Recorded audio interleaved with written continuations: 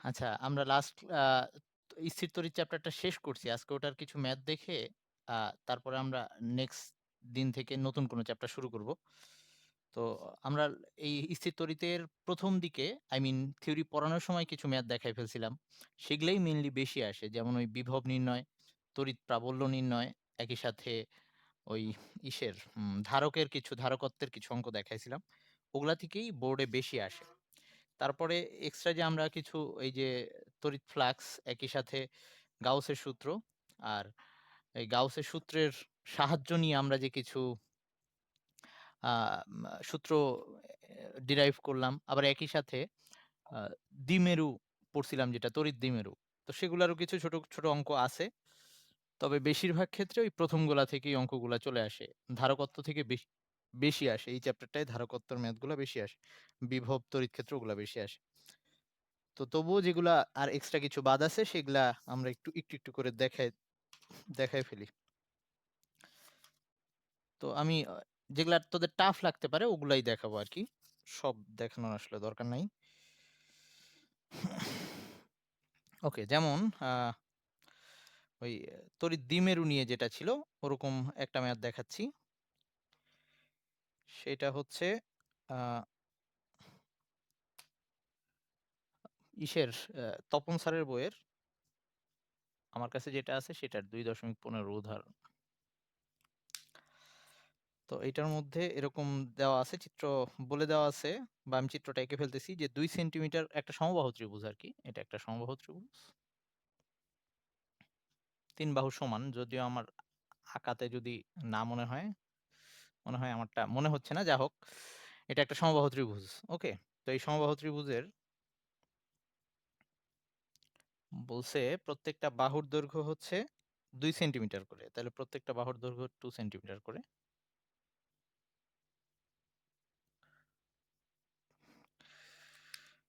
বলা হয়েছে এর ৩ টা শীর্ষ যেটা, এই ৩ টা শীর্ষতে যথাক্রমে আ +2 মানে A, B, C তে এখানে +2 ন্যানো কুলম্ব, মানে হচ্ছে NC, ন্যানো কুলম্ব মানে 10 টু দি পাওয়ার মাইনাস, ওই 10 টু দি পাওয়ার -9 আরকি, ন্যানো কুলম্ব। আর B তে হচ্ছে -10 to the power nano coulomb.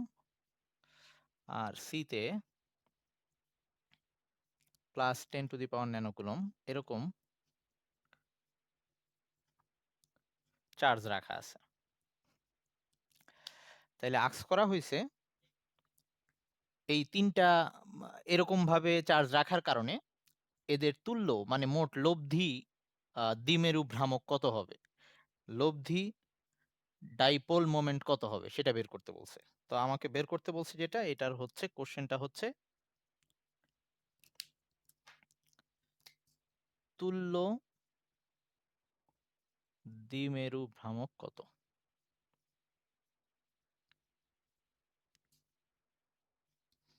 তো আমরা আ ভ্রামকের সূত্র, দ্বিমেরু ভ্রামক বা ডাইপোল মোমেন্টের যে সূত্র পড়ছিলাম সেটা ছিল আ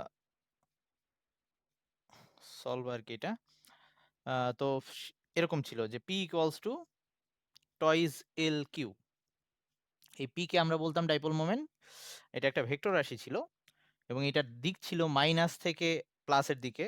তো এই টয়েস L দিয়ে মধ্যবর্তী দূরত্বটাকে বুঝাইতাম। তাইলে মানে এখানে টয়েস L এই পুরাটার মানটা হচ্ছে 2 সেন্টিমিটার, মানে হচ্ছে 2 × 10⁻² মিটার, মিটারে যদি নেই। এটা হচ্ছে টয়েস L এর মান। এই টয়েস L টাই কিন্তু মধ্যবর্তী দূরত্ব ছিল।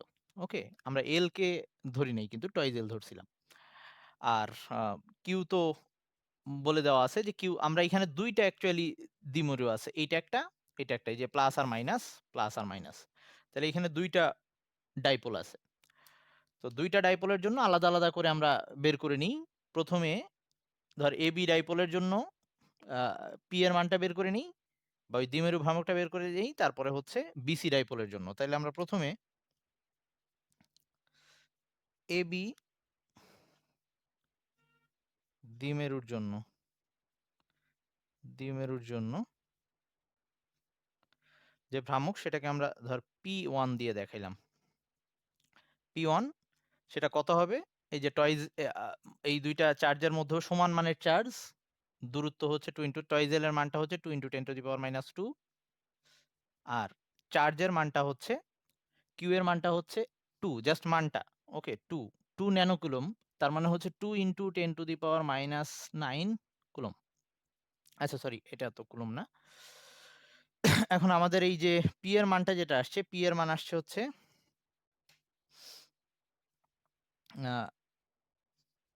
4 × 10⁻, আচ্ছা এটাকে, আচ্ছা এর পি এর যে এককটা ছিল সেটা লিখতেছি কুলম মিটার। কুলম মিটার ছিল, এটা আসবে হচ্ছে 4 × 10⁻⁻11। এই সহজ, মুখে মুখেই গুণ করা যায়। এত কুলম মিটার। এটা যেহেতু ভেক্টর রাশি, এটার দিক বলে দিতে হবে। দিকটা কোন দিক থেকে কোন দিকে হবে? মাইনাস থেকে প্লাসের দিকে। তাইলে এই এবি, এইটার দিকটা হবে, এই যে এই পি এর দিকটা এই বরাবর।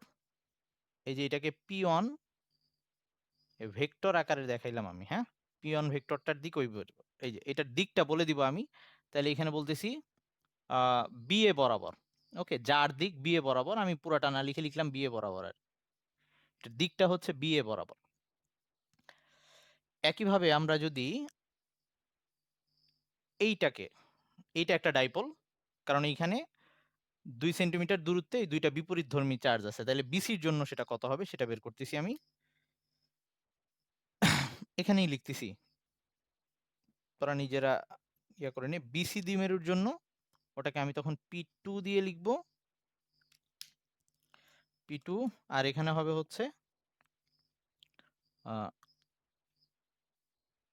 আচ্ছা মান তো সেমই থাকবে, P2-র জন্য মান সেমই আসবে, তাইলে এটার জন্য সবকিছু সেম, শুধু জাস্ট দিকটা চেঞ্জ হয়ে যাবে। P2-র দিকটা কোন দিকে হবে? মাইনাস থেকে প্লাসের দিকে। তার মানে এই P2-র যে দ্বিমেরু ভ্রামকটা আসছে, এটার দিকটা এই বরাবর, বিসি বরাবর। তাইলে এইখানে এখন লিখে দিচ্ছি যে এটা বিসি বরাবর। ওকে, যার দিক বিসি বরাবর। তাইলে আমি এখানে দুইটা ভেক্টর রাশি পাইছি, এটা একটা, এটা একটা। তাহলে এদের লব্ধি বের করা লাগবে আমার এখন। আই মিন তুল্য দ্বিমেরু ভ্রামক মানে হচ্ছে লব্ধি। তো লব্ধি বের করার সূত্র যেটা, সেটাই অ্যাপ্লাই করব। তো লব্ধি সূত্র কি ছিল? তার মানে সুতরাং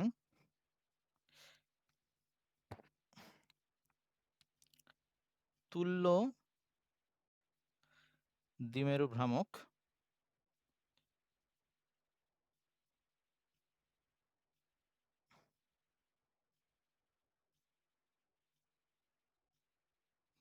P ইকুয়ালস টু দুইটা ভেক্টর, একটা হচ্ছে P অন হোল স্কয়ার, ওই P square, P2 whole square plus 2P1 P2 cos theta, মধ্যবর্তী কোণ। যেহেতু বলছে আমাদের এটা সমবাহু ত্রিভুজ, আর সমবাহু ত্রিভুজের প্রত্যেকটা কোণ 60 ডিগ্রি, সো এখানে cos 60 হবে। তো দুইটার মানই যেহেতু সেম, সবকিছু যদি বসাই দেই, ফাইনালি আমার মানটা এটা আসতেছে হচ্ছে, P এর মানটা আসবে 6.93, 6.93 ইন্টু 10⁻⁻11 কুলম্ব মিটার। ওকে, কুলম্ব মিটার। এটা হচ্ছে আমার দ্বিমেরু ভ্রামকের মান। যদি আমাকে দিক বের করতে বলতো, তাইলে আবার আমার ওই যে লব্ধির দিক বের করার জন্য যে ইয়ে আঁকতে হয়, মানে আর কি সামান্তরিকে কে,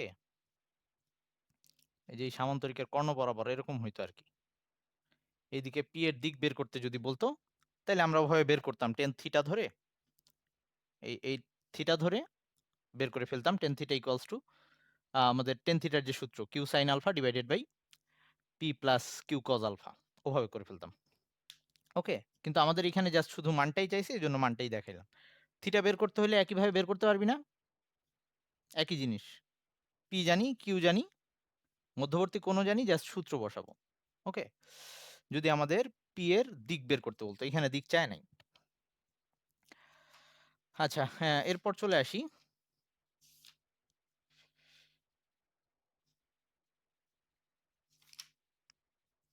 ওকে তড়িৎ ফ্লাক্স নিয়ে কয়েকটা করতেছি। আচ্ছা একটু ওয়েট।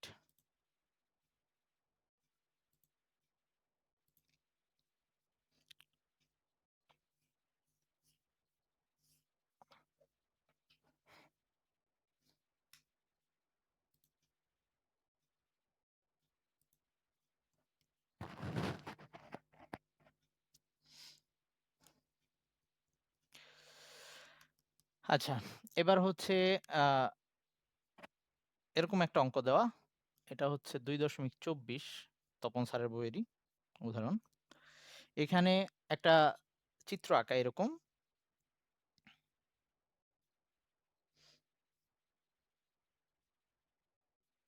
উদ্দীপকে দেওয়া আরকি। তো x অক্ষ, y অক্ষ, z অক্ষ। ওকে?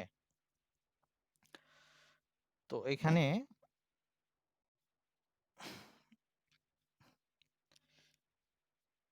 এইখানে একটা তড়িৎ ক্ষেত্র বিদ্যমান, যেই তড়িৎ ক্ষেত্রটার মানটা দেওয়া আছে। এইখানে যে তড়িৎ ক্ষেত্রটা কাজ করতিছে সেটার মানটা হচ্ছে 3i, মানে আরকি ভেক্টর রূপে দেওয়া আছে আরকি। মানটা না, ভেক্টর আকারে দেওয়া আছে। 3i 2j plus 6k newton per coulomb. Okay? Vector রাশি যেহেতু আর তাইলে এইখান থেকে যদি আমরা দেখি, তার মানে এইখানে যে তড়িৎ ক্ষেত্রটা যাচ্ছে তার x অক্ষ বরাবর যে তার উপাংশটা, এই যে এটা হচ্ছে ex, এটা হচ্ছে ey, এটা হচ্ছে ez। তো ex বরাবর যে তার উপাংশটা কাজ করতেছে সেটার মানটা হচ্ছে 3, আর মানে 3 নিউটন পার কুলম্ব। ey বরাবর যে উপাংশটা কাজ করতেছে সেটার মানটা হচ্ছে 2 নিউটন পার কুলম্ব। আমরা ভেক্টর থেকে এগুলা জানি। আর z বরাবর যে উপাংশটা কাজ করতেছে সেটার মানটা হচ্ছে 6 নিউটন পার কুলম্ব। তো আমাকে আস্ক করা হইছে, যদি এই তড়িৎ ক্ষেত্রের মধ্যে এই তড়িৎ ক্ষেত্রের মধ্যে 50 মিটার স্কয়ার একটা আমরা তল স্থাপন করি। কোথায়? YZ তল। মানে আমরা এই YZ তলটা, মানে এই দেয়ালটা যেটা এইখানের দেয়াল, এই সাইডের তলটা যেটা YZ, যেটা x অক্ষের সাথে লম্ব বরাবর আছে। ওকে?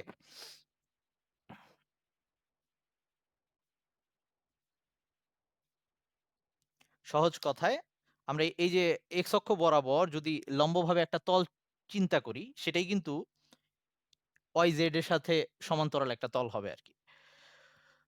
তো বলছে যদি আমরা YZ তড়িৎ ক্ষেত্রের YZ তলে স্থাপিত, তার মানে x এর লম্ব বরাবর একটা তল রাখলে, এবং সেই তলের ক্ষেত্রফলটা বলে দেওয়া আছে, তলের ক্ষেত্রফলটা S, সেটা হচ্ছে 50 সেন্টিমিটার স্কয়ার। সেই ক্ষেত্রে এই ফ্লাক্সের মধ্যে দিয়ে অতিক্রমকারী তড়িৎ ফ্লাক্স কত হবে, বা ওই তড়িৎ ক্ষেত্র কত হবে, ফাইটা বের করতে বলছে। তাহলে ফাই সমান সমান আমাদের সূত্রটা এরকম ছিল, E ডট ds বা E ডট s এরকম ছিল। তাহলে ওইটাকে লিখতে হইতো আমাদের এরকম ES cos থিটা। তো এখন কথা হচ্ছে, এইখানে যে তড়িৎ ক্ষেত্রটা যাচ্ছে, আমাদের কিন্তু উদ্দীপকের এই চিত্রটা নাও দেওয়া থাকতে পারে, খালি এটা লিখে দিতে পারে। কিন্তু আমাদের এটা বুঝতে হবে যে এইখানে যখন আমাকে এই তড়িৎ ক্ষেত্রটা দিয়ে রাখছে, তার মানে এই তড়িৎ ক্ষেত্রটা যেকোনো দিকে হইতে পারে। এটা কিন্তু x অক্ষ বরাবরও না, y অক্ষ বরাবরও না, z অক্ষ বরাবরও না। এই তড়িৎ ক্ষেত্রটা যেটা সেটা যেকোনো দিকে হইতে পারে। ধর আমি ধরলাম যে এই ইটার দিক এরকম কোনো একটা দিকে। ওকে? তাইলে এখন এই ইটা হচ্ছে আমাকে দেওয়া আছে, কিন্তু এটার ৩ টে উপাংশ ভাগ করতে হবে আমার। একটা হচ্ছে x অক্ষ বরাবর, এটা ধর x অক্ষ, এই বরাবর একটা উপাংশ আছে সেটা হচ্ছে ওই 3, আরেকটা y অক্ষ বরাবর আছে, আরেকটা ওইদিকে z অক্ষ বরাবর আছে। ওকে? এরকম এইটার ৩ টা উপাংশ আছে। তো আমাকে বলা হইছে যে এই আ ইসের এইখানে যে YZ তলটা আছে, এই YZ তল যদি, ওই YZ তলের মধ্যে দিয়ে এই তড়িৎ ক্ষেত্রটার কোনটুকু অংশ যাচ্ছে, এই তড়িৎ ক্ষেত্রের জন্য তড়িৎ ফ্লাক্সটা কত? ৩ টা উপাংশই কিন্তু YZ এর মধ্যে দিয়ে যাবে না। YZ এর মধ্যে দিয়ে সেটাই যাবে যেটা YZ কে ক্রস করতিছে, I mean YZ এর সাথে লম্ব বরাবর আছে। YZ তলের সাথে লম্ব বরাবর আছে। অন্যভাবে বললে, আমরা তো জানি যে তলের দিকের সাথে, তলের দিক, এই যে S আর E, এই থিটাটা ছিল তলের দিকের সাথে E এর কোণ। তাইলে ওভাবে যদি চিন্তা করি, এই যে EY যেটা y অক্ষ বরাবর আছে, এটা কিন্তু তলের সাথে, তলের দিকটা কিভাবে ছিল? তলের দিক ছিল লম্ব বরাবর বাইরের দিকে। তাইলে এইটাকে যদি এটা কিন্তু EY, এই Y এর সাথে YZ তলটা এভাবে আছে। যদি আমরা এভাবে দেখাই, আমার হাতটা হচ্ছে YZ তল। এই Z অক্ষটাকে আমি বাইরের দিকে নিয়ে আসলাম এভাবে, তাইলে বুঝতে সুবিধা হবে। এই Z অক্ষটা হচ্ছে এই বাইরের দিকে। ওকে? এইটা অ্যাকচুয়ালি এইদিকে। তার মানে YZ তল এইটা। তাহলে এই YZ তলের দিক, এই তলের দিক কোন দিকে হবে? এই যেটা ওয়াইজেড তল, এই আমার হাতটা যেটা আছে এই ওয়াইজেড তলের দিক কোন দিকে হবে? এই ওয়াইজেড তলের দিক কিন্তু আমার এভাবে দেখা লাগবে যে এই দিক থেকে তল বরাবর বাইরের দিকে, তার মানে ওয়াইজেড তলটার দিক এই বরাবর। তাইলে আমরা যদি এই অয় এর কথা চিন্তা করি, ইওয়াই উপাংশের কথা বলি, এইটার সাথে তলের দিকের মধ্যবর্তী কোণ হচ্ছে 90, cos 90 0 হয়ে যাবে। মানে এই অয় এর জন্য বা ইওয়াই এর জন্য এই ওয়াইজেড তলের মধ্যে কোনো ফ্লাক্স নাই, তড়িৎ ফ্লাক্স নাই। আবার একইভাবে যদি আমরা এই জেড এর কথা চিন্তা করি, এই যে জেড উপাংশের জন্য আমার এই হাতের যে ওই তলের দিক যেটা আঁকছিলাম সেই তলের দিকের সাথে এই ইজেড এর মধ্যবর্তী কোণ 90 ডিগ্রি, তার মানে এইটার ক্ষেত্রেও cos 90 আসবে। এই অংশটাও তলের উপরে, তলের মধ্যে দিয়ে যাচ্ছে না, বা এই অংশের জন্য কোনো তড়িৎ ফ্লাক্স পাবো না, আমি শুধু পাবো এই এক্স অংশটার জন্য বা ইএক্স এর জন্য, কারণ সেই ক্ষেত্রে এই তলের দিকের সাথে ই এর কোণটা হবে 0 ডিগ্রি। তো আমরা শুধু এইখানে যে ই এর মানটা নিব, এই ফাইটা হবে শুধুমাত্র ই এক্স এর মানটা। ওকে, তো এটাও শুধু হবে ই এক্স অংশটুকু। তাইলে এইটা যেটা আসতেছে ই এক্স এর মানটুকু নিব, ই এক্স হচ্ছে 3 ইন্টু এস এর মানটা দেওয়া আছে 50 সেন্টিমিটার স্কোয়ার, সেটাকে আমি মিটার স্কোয়ারে নিয়ে যাচ্ছি 10⁻⁴ মিটার স্কোয়ার। আর এখানে cos 0, বাকিগুলার জন্য cos 90 হয় দেখে ওই দুইটা অংশ থাকবে না। ওকে, তাহলে এটার মানটা আসবে হচ্ছে 150,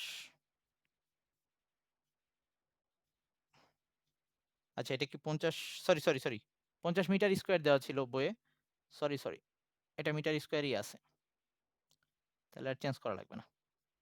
150 মিটার স্কোয়ার পার কুলম,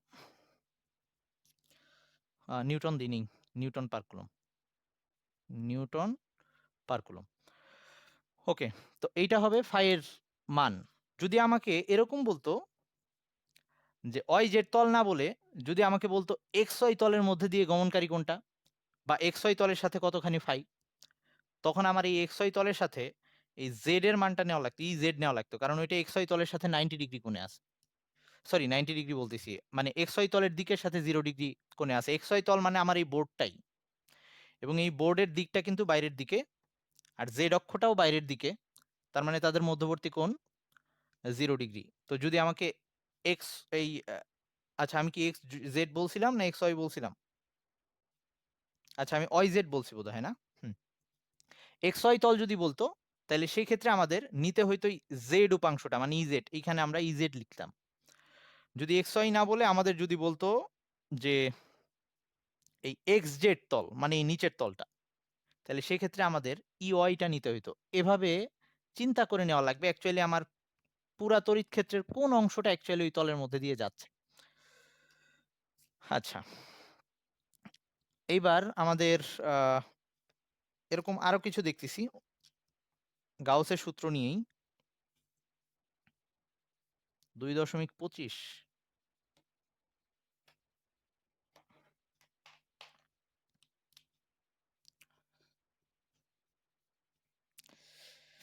এখানে বলা হয়েছে একটা আয়তাকার গাউসীয় তল। ওকে, আয়তাকার গাউসীয় তল মানে আমরা বলছিলাম আবদ্ধ তল বলতে আমরা গাউসীয় তল বুঝি, সেটা কল্পিত যে কোনো হইতে পারে, যে কোনো রকম হইতে পারে। তো সেটার মধ্যে +3 × 10⁻⁻6 কুলম আধান রাখা আছে, এটা বলে দাও। একটা আবদ্ধ তল যার মধ্যে আধানের পরিমাণটা দেওয়া আছে, বলছে এই তলের মধ্যে দিয়ে তড়িৎ ফ্লাক্সের সংখ্যা কত, এটা মানে পরিমাণ কত, ফাই নির্ণয় করতে বলছে। তো আমরা গাউসের সূত্র দিয়ে নির্ণয় করব। তো গাউসের সূত্রটা ছিল যে এপসাইলন নট, এটার সাথে ফাই ইকুয়ালস টু ছিল কিউ। তো আমাদের এখন কিউ জানা আছে, খালি জাস্ট এপসাইলন নট ভাগ দিলেই ফাইটা পেয়ে যাচ্ছি। ওকে, তাহলে ফাই এর মানটা জানার জন্য, যেহেতু আমাদের বলছে এটা শূন্য স্থানে রাখা, তার মানে এপসাইলনের মানটা আমরা ওই শূন্য স্থানের জন্য যেটা সেটাই ইউজ করব। আর এই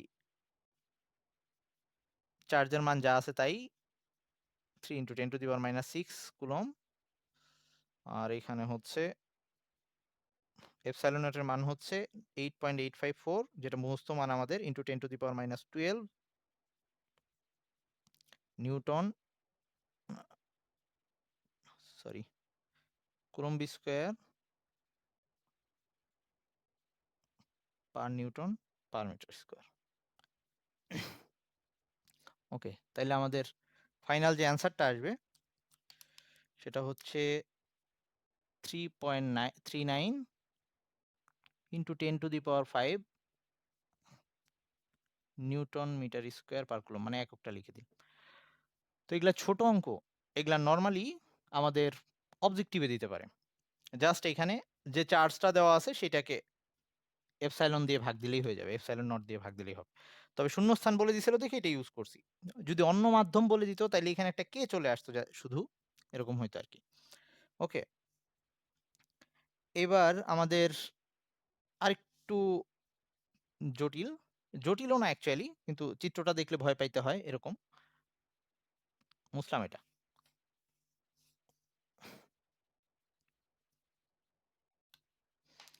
তবে নর্মালি বোর্ড পরীক্ষাগুলোতে এগুলা থেকে সৃজনশীল দেয় না, এগুলো অবজেক্টিভের জন্য আসতে পারে। সৃজনশীল আসলে ওই যেগুলা বললাম প্রথমে সেগুলা থেকে আসে। আর এই যে ডাইপোল দিয়ে আসতে পারে 2.26। এটার মধ্যে চিত্রটা এরকম দেওয়া আছে, আমি আগে চিত্রটা আঁকতেছি। সেটা হচ্ছে তিনটা চার্জ দেওয়া আছে, একটা হচ্ছে Q1, একটা হচ্ছে Q2, একটা হচ্ছে Q3। তিনটা চার্জ রাখা আছে এবং সেই চার্জগুলার একই সাথে একটা অনাহিত বস্তু রাখা আছে। এইটাকে তারা এম দিয়ে দেখাইছে, মানে আর কি চিত্র উদ্দীপকে এভাবে দেওয়া। এবং এই চার্জগুলাকে দুইটা আবদ্ধ তল দ্বারা আবদ্ধ করা হয়েছে। একটু যেভাবে আবদ্ধ করা হয়েছে সেটা দেখাচ্ছি। একটা হচ্ছে এরকম, যে অনাহিত বস্তু আর এই Q1 কে নিয়ে একটা আবদ্ধ তল কল্পনা করা হয়েছে। এটা যেভাবে ইচ্ছা আঁকা যায়, সমস্যা নেই। দুইটাকে ওই তলের মধ্যেই দুইটা থাকলেই হলো। এটাকে তারা এস1 তল দিয়ে বলতেছে। আরেকটা তল চিন্তা করছে সেই, বা আরেকটা গাউসিয়ান যে তল নেওয়া হয়েছে সেটা হচ্ছে এই তিনটা চার্জকে একত্রে আবদ্ধ করে আরেকটা তল চিন্তা করা হয়েছে। ওকে, এটাকে S2 দিয়ে দেখানো হয়েছে। তো এখন বলা হয়েছে এই দুইটা আবদ্ধ তলের জন্য Q1 Q3 Q2 Q3 মান দেওয়া আছে, আমি মানগুলা পরে লিখতেছি। কোশ্চেনটা হচ্ছে প্রতিটি তলের মধ্যে তড়িৎ ফ্লাক্স নির্ণয় করতে বলছে। তাহলে এই S1 এর জন্য S1 তলের মধ্যে কতখানি তড়িৎ ফ্লাক্স φ1টা বের করব, আর এই তলটার মধ্যে কতখানি তড়িৎ ফ্লাক্স φ2টা বের করব। ওকে, তাহলে এই দুইটা জিনিস আমাদের বের করতে বলছে অ্যাকচুয়ালি।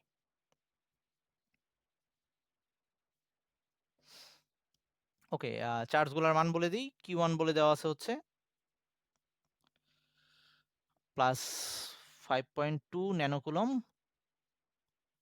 Q2 বলে দেওয়া হচ্ছে -3.2 ন্যানোকুলম, আর Q3 হচ্ছে -4.3 ন্যানোকুলম। তো আবারও আমাদের সেই গাউসের সূত্রই, যে প্রথমটার জন্য যখন বের করব তখন ওই নর্মাল প্রথম তলের ক্ষেত্রে সূত্র হচ্ছে এপসাইলন নট φ1 ইকুয়ালস টু ওই তল দ্বারা আবদ্ধ চার্জ। তো ওই তল দ্বারা আবদ্ধ চার্জ হচ্ছে Q1, জাস্ট প্রথম তলের মধ্যে এই যে S1 এর জন্য আর কি, যখন S1 এর জন্য বের করতেছি। তো তল দ্বারা আবদ্ধ চার্জ শুধুমাত্র Q1, এখানে যে অনাহিত বস্তুটা আছে সেটা আমার ধরার কোনো বিষয় না, কারণ এটা চার্জিত না, আমার শুধু চার্জটা লাগবে। ওকে, সেখানে আরো যতগুলা বস্তুই থাকুক তারা যদি চার্জহীন হয় সেগুলা দিয়ে আমার কিছু আসে যায় না। তাহলে এই ক্ষেত্রে জাস্ট যখন আমরা φ1টা বের করব, ওই Q1 divided by epsilon naught, আর এই যে প্লাস মাইনাসটা লিখে দিব আর কি, এখানে চিহ্ন সহ ইউজ করব। তো এই ক্ষেত্রে মানটা আসবে, যদি আমি বসাই দিই ন্যানোকুলমকে যদি কুলম্বে নিয়ে যাই 10⁻⁹ দিয়ে, আমি মান আর লিখলাম না। তো এটা হিসাব করলে আসবে হচ্ছে +5.87 into 10⁻², 10⁻² newton metre square per coulomb. এটা হচ্ছে S1 তলের জন্য। ঠিক একইভাবে S2 এর জন্য যখন বের করব সেই ক্ষেত্রে আমাদের সূত্রটাই জাস্ট এখানে চেঞ্জ আসবে, এখানে হচ্ছে মিটিং এন্ড হয়ে গেলে আবার জয়েন দিস।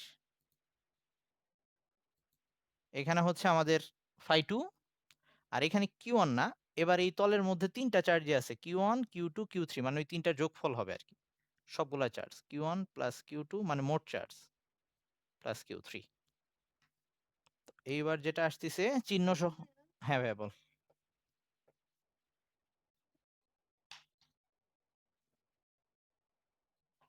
আর ওইটাও নিয়ে যেতে, মানে সহজ কথা আমাদের সূত্র ছিল যে ওই আবদ্ধ তল দ্বারা আবদ্ধ, ওই তল দ্বারা আবদ্ধ মোট চার্জের, এইখানে মোট চার্জের সমান ছিল, সো এইখানে যতগুলা চার্জ থাকবে সবগুলা হিসাব করতে হবে। তাহলে এই Q1 Q2 Q3 যোগফল সেটা কিন্তু এই চিহ্ন সহই নির্ণয় করা লাগবে। তো তাইলে এখন আমরা যখন phi 2টা বের করব, তখন আমাদের মানটা এরকম আসবে। Q1 ছিল হচ্ছে 5.2 ইন্টু 10⁻⁻9 ন্যানোকুলম্বে নিলে, Q2 ছিল মাইনাস চিহ্ন সহ লিখবো 3.2 ইন্টু 10⁻⁻9, আর Q3 হচ্ছে মাইনাস, এটাকেও চিহ্ন সহ লিখবো -4.3 ইন্টু 10⁻⁻9, আর নিচে ওই এপসাইলন নটের মান আমি আর বসাইলাম না, এপসাইলন নটের মানটা। তাহলে আমাদের phi 2 যেটা আসবে, phi 2 এটার মানটা হিসাব করলে আসবে minus 2.6, sorry 2.6 into 10⁻2 newton metre square per coulomb.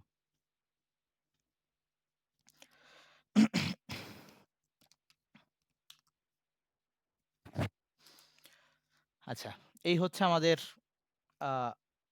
মোট ফ্লাক্স দুই ক্ষেত্রে বের করলাম। প্লাস আর মাইনাস দিয়ে অ্যাকচুয়ালি কি বোঝাচ্ছে, আমরা জানি যে মাইনাস চার্জের দিকে বলরেখা আসে আর প্লাস চার্জ থেকে বলরেখা বের হয়, তো মাইনাস দিয়ে বোঝাচ্ছে যে ওইদিকে এই পরিমাণ টোটাল মোট ফ্লাক্স গুলা ভিতর দিকে প্রবেশ করতেছে, মাইনাস দিয়ে বোঝাচ্ছে এই তলের মধ্যে দিয়ে ওই তড়িৎ বলরেখা ভিতরে প্রবেশ করতেছে।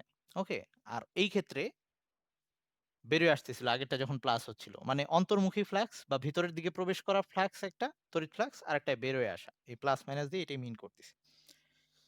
ওকে, এইবার আমরা ওই যে লাস্টের দিন যে ইয়া করলাম, আই মিন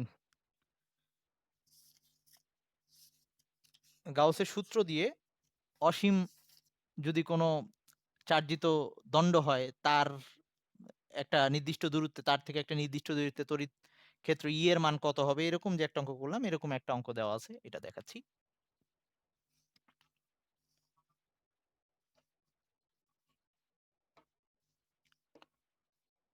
মানে আগেরটায় সবগুলা প্লাস ছিল দেখে আর প্লাস মাইনাস লিখি নাই, এমনি সবসময় মানে ফ্লাক্সের অঙ্ক করতে গেলে তড়িৎ ফ্লাক্স যেহেতু স্কেলার রাশি, আর আমি বলছি কি স্কেলার রাশি হইলেই তোর প্লাস মাইনাস বিবেচনা করা লাগবে। আচ্ছা, এবার আসি, কারণ তড়িৎ ফ্লাক্সটা কি ছিল, ই ডট ডিএস, তো ডট গুণ হইলে আমরা জানি স্কেলার রাশি আসে, সো স্কেলার রাশি হইলেই প্লাস মাইনাস সাইন বিবেচনা করা লাগবে। আচ্ছা, এবার আসি 2.27 আর কি, এর এই অঙ্কটা, এটাই যেটা বলে দেওয়া আছে, আমাদের একটা 3 মিটার দৈর্ঘ্যের একটা সুষম দণ্ড, যেটার দৈর্ঘ্য হচ্ছে 3 মিটার, যদিও দৈর্ঘ্যটা আমাদের কাজে লাগবে না কোনো। এটার মধ্যে পুরা দণ্ডটার মধ্যে যে চার্জ আছে, এই চার্জের মোট চার্জের পরিমাণ দেওয়া আছে, কিউ দেওয়া আছে, সেই চার্জের পরিমাণ হচ্ছে 6 ন্যানোকুলম, মানে 6 × 10⁻⁻9 কুলম। এটা দেওয়া আছে, আমাকে বলছে এই দণ্ডটার কেন্দ্র থেকে, এই দণ্ডটার কেন্দ্র থেকে 0.5 মিটার দূরে, তার মানে এটা হচ্ছে 0.5 মিটার দূর, এটাকে আর দিয়ে লিখলাম। 0.5 মিটার দূরে তড়িৎ প্রাবল্য নির্ণয় করতে বলছি, যেটা আমরা গাউসের সূত্র দিয়ে প্রুফ করে আসছি, যে এরকম অসীম দণ্ডের ক্ষেত্রে আমরা কিভাবে ই বের করব, সেই ই এর সূত্রটা এটা ছিল, E = 1/2πε0 λ/r, যেখানে ল্যামডাটা ছিল একক দৈর্ঘ্যে চার্জের পরিমাণটা, তো ল্যামডা ইকুয়ালস টু ছিল Q/L। সো পরের লাইনে জাস্ট মানগুলা বসাই দিলেই হবে। ল্যামডা সমান সমান, আচ্ছা বসাচ্ছি, 1/2πε0 ল্যামডার জায়গায় বসাই দিব Q/L, মানে একক দৈর্ঘ্যে কতখানি চার্জ সেটা, আর ডিভাইডেড বাই হচ্ছে R। সবকিছু দেওয়া আছে, মানগুলো আমি বসাইলাম না, তাহলে ফাইনালি E এর মান যেটা চলে আসবে সেটা সরাসরি লিখে দিচ্ছি 71.94 নিউটন পার কুলম্ব। ওকে, একটু জটিল অঙ্কে যাই, এগুলা মোটামুটি সহজই। আর গাউসের সূত্রের যে অঙ্কগুলা করলাম সেগুলা দেখে ভয় পাওয়ার কিছু নেই, কয়েকবার দেখলে বুঝে যাবে অ্যাকচুয়ালি, কোনো সমস্যা না। যেভাবেই চিত্র দেওয়া থাকুক বেসিক অ্যাপ্লাই করে করলে পারবি।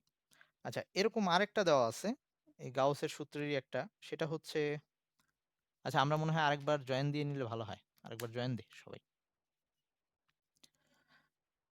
ওকে, তো এরকম বলছে একটা, এটা হচ্ছে 2.30, একটা 0.5 মিটার বাহু বিশিষ্ট ঘনক। ঘনক মানে হচ্ছে যার ওই যে ঘনকের 6টা তল থাকে, তার মানে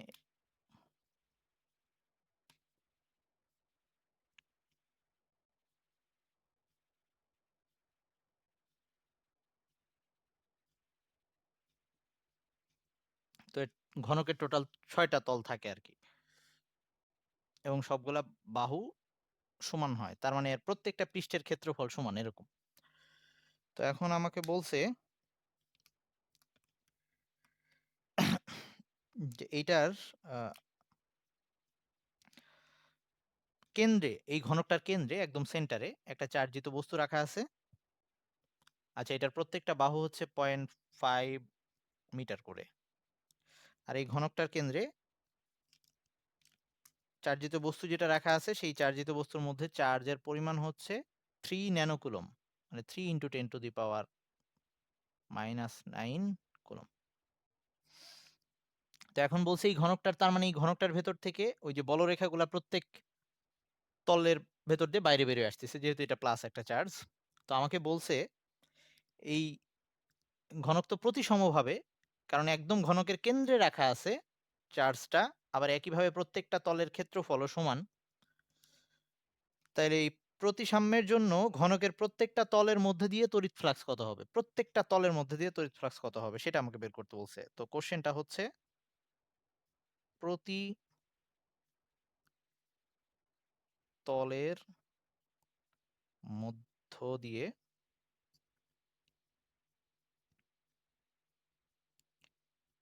তড়িৎ ফ্লাক্স কত।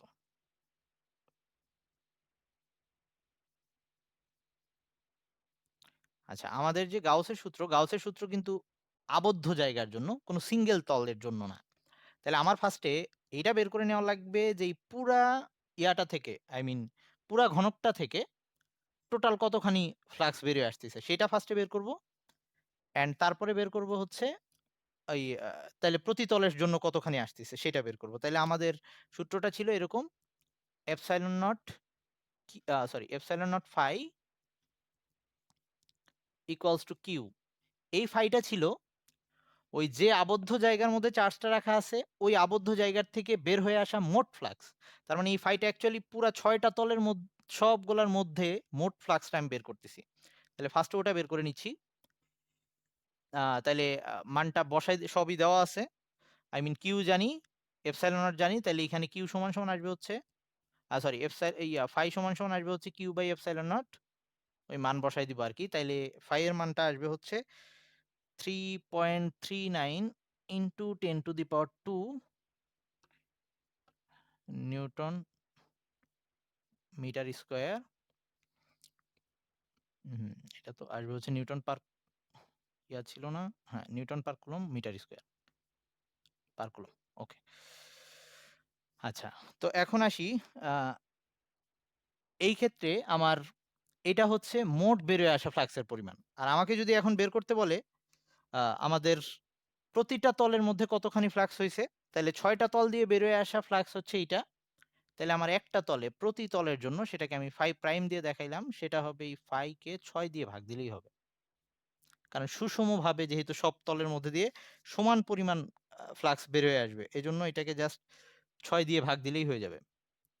তো এই ক্ষেত্রে যদি 6 দিয়ে ভাগ দিই, এটার মানটা কত আসতেছে, মানটা আসবে হচ্ছে 26.47 newton metre square per coulomb. ওকে,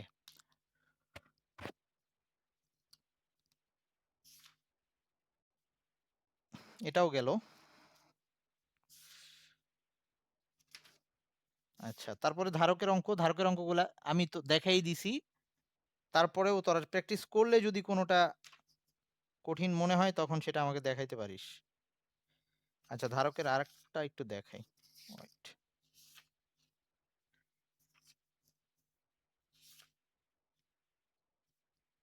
আর বইয়ে যেভাবে করা আছে এভাবেই করা লাগবে এমন কোনো কথা নাই, মানে নিজের মতো লেখা, যেভাবে বেসিকটা বুঝে যেভাবে সহজ হয়। বইয়ে অনেক অঙ্ক কিছুটা বড় করেও করা আছে, যেগুলো অতটা দরকার নাই। যেমন এরকমই একটা উদাহরণ দিচ্ছি, সেটা হচ্ছে এই গাণিতিক উদাহরণ 2.44। এখানে একটা ডাইপোলের অঙ্ক দেওয়া আছে, কিন্তু সেটা তারা ডাইপোল আকারে না করে সেটাকে তারা ইয়া করছে আর কি, আই মিন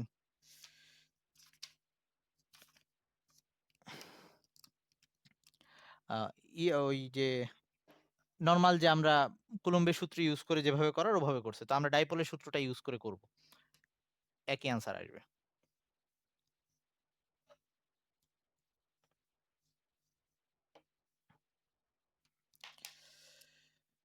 সেটা হচ্ছে 2.44। এই অঙ্কটায় বলা দুইটা বিপরীত মানের আধান, মানে ডাইপোল হইলেই দুইটা বিপরীত মানের আধান থাকতে হবে। তো একটা এ আর বি, এতে যে আধানটা আছে সেটা হচ্ছে সমান এবং বিপরীত মানের আধান আর কি। 2 × 10⁻⁻8 কুলম্ব, এটা প্লাস, আর ওখানে সেম -2 × 10⁻⁻8 কুলম্ব। তো এটা একটা ডাইপোল হয়ে গেছে এখন। তো আস্ক করা হয়েছে এই ডাইপোলের আধানদ্বয়ের সংযোজক সরলরেখার, আমাকে বলে না এটা ডাইপোল, কিন্তু আমাকে যখন বলছে এরকম দুইটা বিপরীত মানের আধান আর এদের মধ্যবর্তী দূরত্বটা বলে দেওয়া আছে, মধ্যবর্তী দূরত্বটা বলে দেওয়া আছে হচ্ছে 6 সেন্টিমিটার। এইটার মানটা বলে দেওয়া আছে টয়জেল যেটা, সেটা হচ্ছে 6 সেন্টিমিটার।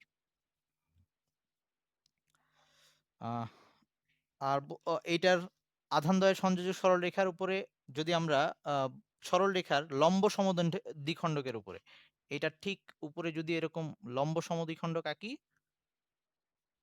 এইটার উপরে 4 সেন্টিমিটার দূরে, মানে এইখান থেকে 4 সেন্টিমিটার দূরে, তো এইখানে আরেকটা দূরত্ব, এটা হচ্ছে 4 সেন্টিমিটার দূরত্ব।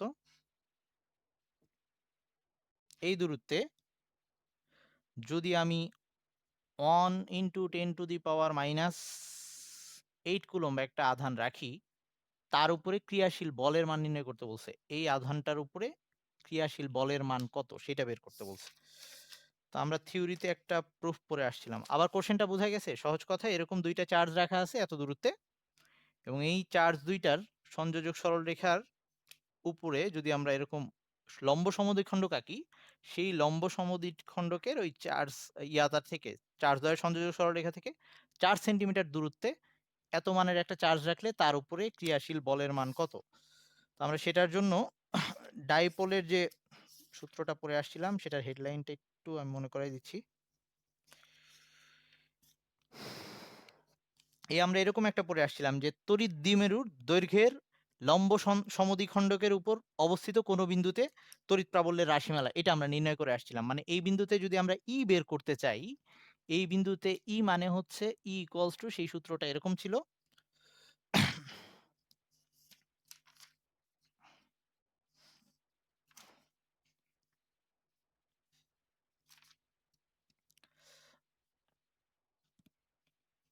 1/4πε0, কে আর দিলাম না যেহেতু বায়ু মাধ্যম বলছে, p/r² plus l² two the পাওয়ার 3/2, এরকম একটা সূত্র আমরা প্রুফ করে আসছিলাম। ওকে, যদি একটা তড়িৎ দ্বিমেরুর লম্ব সমদ্বিখণ্ডকের উপরে আর দূরত্বে, এটা যদি সেই আর দূরত্ব হয়, সেই ক্ষেত্রে আমাদের ওই r দূরত্বের বিন্দুটাতে E নির্ণয়ের সূত্র এটা ছিল।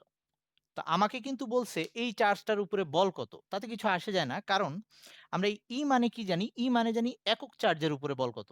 ১ কুলম্ব চার্জের উপরে বল কত? তাইলে আমি ফার্স্টে এই বিন্দুতে E এর মান যদি জেনে যাই, ওটা হচ্ছে ১ কুলম্ব চার্জের উপরে বল কত? তাইলে জাস্ট এইটা গুণ দিয়ে দিব যে এত কুলম্ব চার্জের উপরে বল কত? তাইলে ফার্স্টে আমি ওই বিন্দুটাতে E বের করে নিব। ওকে? তাইলে আমাদের অঙ্কটা ছোট হয়ে যাবে। ওখানে ওটা করছে ওটাও ঠিক আছে। কিন্তু ওটা একটু বড় হয়ে যাচ্ছে। তো আমরা সরাসরি এই মানটা যদি বসাই দেই, কেউ একজন আমাকে ক্যালকুলেশনে হেল্প করবি। তাহলে এই মানগুলো আমি বসাই দিচ্ছি। একটা হচ্ছে 1/4 পাই এপসাইলন নট, এই এপসাইলনটার মান তো আমরা জানি। তারপর ওখানে যে পি সমান ছিল টয়েস এল কিউ, তার মানে টয়েস এল হচ্ছে 6 আর কিউ হচ্ছে এই 2 ইন্টু 10⁻⁻8 আর আর স্কোয়ার সেটা হচ্ছে এইটা 4 ইন্টু 10⁻⁻2 এইটা whole square plus L square, এটা কিন্তু টয়েস এল স্কোয়ার না, এল স্কোয়ার মানে হচ্ছে এই যে টয়েস এল এর অর্ধেক আর কি। আই মিন এটা যদি 6 হয় তাহলে এল হবে হচ্ছে 3 সেন্টিমিটার। তাহলে এল স্কোয়ারটা হবে 3 ইন্টু 10⁻⁻2 হোল স্কোয়ার, এই পুরাটার উপরে 3/2 দিচ্ছি। এটা ফার্স্টে আমরা ই বের করতেছি, এখনো ওই চার্জের উপরে বল নির্ণয় করি নাই।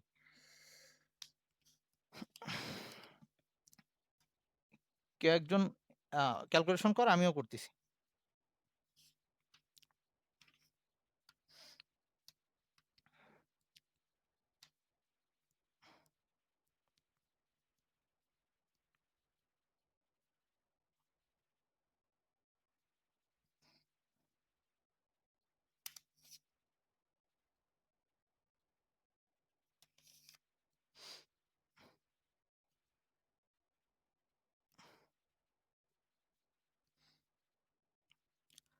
Four pi epsilon not into 6 × 2। আর আমার কোথাও লেখায় ভুল হয়েছে কিনা এগুলো একটু খেয়াল করিস, নাহলে আবার অনেক টাইম নষ্ট হয়ে যাবে। আর নিচে হচ্ছে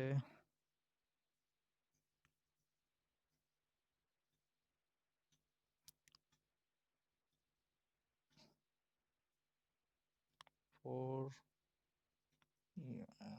2 হোল স্কয়ার প্লাস 3।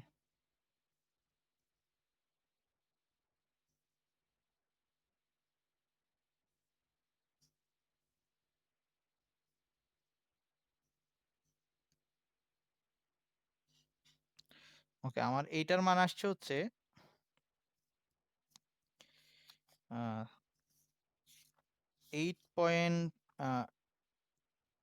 8.62 ইন্টু 10⁻6 এরকম কিছু।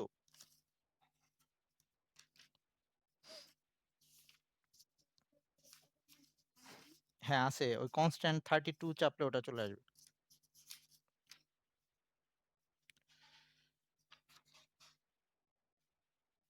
ওকে দাঁড়া, আমি একটু হিসাবটা আবার করি। মানে আমাদের এইটার মান আসছে 8.62 ইন্টু 10⁻6 নিউটন পার কুলম।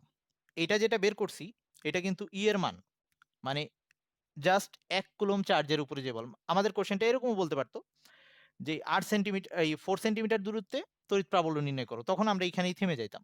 কিন্তু আমাকে বলছে ওই বিন্দুতে যদি এত কুলম চার্জ স্থাপন করি তার উপরে বল কত হবে। তাহলে এটা হচ্ছে 1 কুলম চার্জের উপরে বল, তাহলে ওই চার্জের উপরে বল কত তার জন্য আমি বের করতেছি F equals to Q E. তাহলে এই যে এটা ই এর মান আর এটা কিউ এর মান, এটা বসাই দিলে এটা আসতেছে এত নিউটন। আর বইয়ে যেটা করছে ওটাও ঠিক আছে, বইয়েরটা একটু জটিল করে করছে। ফার্স্ট ওই যে এইখানে একবার এই চার্জের জন্য বল নির্ণয় করছে, আমরা ওই প্রথম দিকে যেভাবে তড়িৎ প্রাবল্য নির্ণয় করছিলাম, এই চার্জের জন্য একবার বল নির্ণয় করছে, তারপরে সেটা থেকে লব্ধি বল নির্ণয় করছে, এভাবে করছে আর কি। একই কথা, বেসিক বুঝলে দুইটা সেম জিনিস। ওকে, এবার আমাদের লাস্ট অঙ্ক, এটা দেখে আমি শেষ করব। আশা করি তোদের মাথা গরম করে দিতে পারছি। ওকে, এবার আসি। আমাদের বলা হয়েছে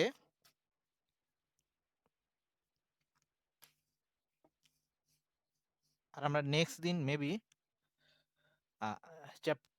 ফার্স্ট পেপারের চ্যাপ্টার 4 শুরু করতে পারি। ওকে, গাণিতিক উদাহরণ 2.43। এটাই বলছে আমাকে একটা এরকম পানির ফোঁটা আর কি, বা পানির ড্রপ যেটা আর কি, সেটার ব্যাসার্ধ হচ্ছে, এইটার ব্যাসার্ধকে আমি স্মল আর দিয়ে দেখাইলাম। এইরকম এই ব্যাসার্ধটা হচ্ছে 0.02 মিটার। এরকম একটা পানির ফোঁটা, এরকম 64টা, 64, n সমান সমান 64, এটা দিয়ে বুঝাচ্ছি 64টা এরকম ছোট ছোট পানির ড্রপকে আমরা একসাথে করছি, তার ফলে একটা বড় একটা পানির ড্রপ হয়েছে। সেই ড্রপটার যে ব্যাসার্ধ সেটাকে ক্যাপিটাল আর দিয়ে দেখাইলাম, এবং সেইটার ব্যাসার্ধটা বলে দেওয়া নাই, ব্যাসার্ধটা আমাদের বের করতে হবে, তো এটা আমরা জানি না। তো আমাদের বলছে যদি প্রত্যেকটা ফোঁটার মধ্যে, এই যে প্রত্যেকটা ফোঁটার মধ্যে চার্জের পরিমাণ এইটা যদি 1 কুলম্ব করে থাকে, তাইলে আমাদের এই বড় ফোঁটাটার এই ছোট ড্রপগুলা দিয়ে যে বড় ড্রপটা বানাইছি, এই ড্রপটার বিভব বের করতে বলছে। এই ড্রপটার বিভব কত, এই ড্রপটার ধারকত্ব কত। ওকে, আমাদের এই দুইটা জিনিস বের করতে বলছে। তো আমরা গোলকের বিভবের একটা সূত্র পড়ে আসছিলাম, সেটা ছিল এরকম। গোলকের বিভবের সূত্র ছিল, সরি, গোলকের ধারকত্বের সূত্র, গোলকের ধারকত্বের সূত্র ছিল সি ইকুয়ালস টু 4πε0r। এটা আমরা প্রুফ করে আসছিলাম যে একটা গোলকের ধারকত্ব নির্ভর করে শুধুমাত্র ব্যাসার্ধের উপরে। তো আমার এই ব্যাসার্ধটা জানলে আমি ধারকত্বটা বের করে ফেলতে পারি। আর ধারকত্ব থেকে আবার আমরা C equals to Q by V, ওখান থেকে আবার আমরা বিভবটা বের করে নিতে পারবো। তাহলে ফার্স্টে আমার আরটা দরকার। আর কিভাবে বের করব, সেই 9-10 এর বেসিক। যেহেতু প্রত্যেকটা পানির ড্রপ, এই ক্ষুদ্র ক্ষুদ্র ড্রপগুলোকে একসাথে করেই বড় পানির ড্রপটা তৈরি করা হয়েছে, সো এগুলার ছোট্ট সবগুলা ড্রপের আয়তন বড়টার মোট আয়তনের সমান হবে। তাইলে আমরা এটা লিখতে পারি যে এই প্রত্যেকটা ড্রপের আয়তন, এটা একটা গোলক, তাহলে গোলকের আয়তনের সূত্র হচ্ছে, তাহলে প্রথম সলভের প্রথমে যেটা, যে 4/3 পাই স্মল আর কিউব, এটা হচ্ছে এক একটা ছোট স্মল ড্রপের আয়তন। এটা কয়টা আছে, 64টা। এটা টোটাল এই 64টা গোলকের মোট আয়তন, এটা সমান হবে। তো এইটারটা হচ্ছে 4/3 পাই ক্যাপিটাল আর কিউব। এখান থেকে এই সম্পর্কটা থেকে আমি আর এর মানটা বের করে নিতে পারবো। এই 4/3 পাই 4/3, এই পাই এই দুই পাশ থেকে কাটাকাটি চলে যাচ্ছে, থাকতেছে শুধু 64 r cube equals to r cube. তো এইখান থেকে আমি আর এর মান জানি, বসাই দিলে হিসাব করলে এই ক্যাপিটাল আর যেটা আসবে সেটা আমি লিখে দিচ্ছি। ক্যাপিটাল আরটা আসবে হচ্ছে 0.08 মিটার, 0.08 মিটার। ওকে, তাহলে এখন আমি ক্যাপিটাল আরটাকে এখানে বসাই দিই। তাহলে এখান থেকে ধারকত্বের মান, সি এর মানটা যেটা পাবো সেটা আসছে হচ্ছে 8.9 ইন্টু 10⁻⁻12 ফ্যারাডে, ফ্যারাড। এটা হচ্ছে আমাদের বড় গোলকটার বা বড় ড্রপটার আমরা ধারকত্ব পাইলাম।